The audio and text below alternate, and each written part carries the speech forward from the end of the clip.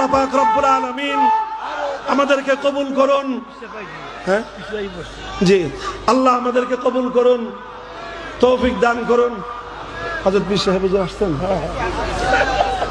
হে আল্লাহ, হযরত চরমনায় পীর সাহেব হুজুর হাফিজাহুল্লাহ তাআলা ওয়া রাহ, আল্লাহ ওনাকে হাজী ইমদাদুল্লাহ মুহাজির মক্কির মতো কবুল করেন ইনশাআল্লাহ।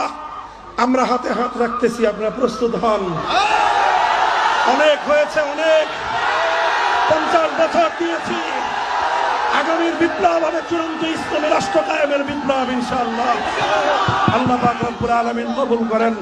ওয়া আখিরু দাওয়ানা আলহামদুলিল্লাহি রাব্বিল আলামিন। আসসালামু আলাইকুম ওয়া রাহমাতুল্লাহ।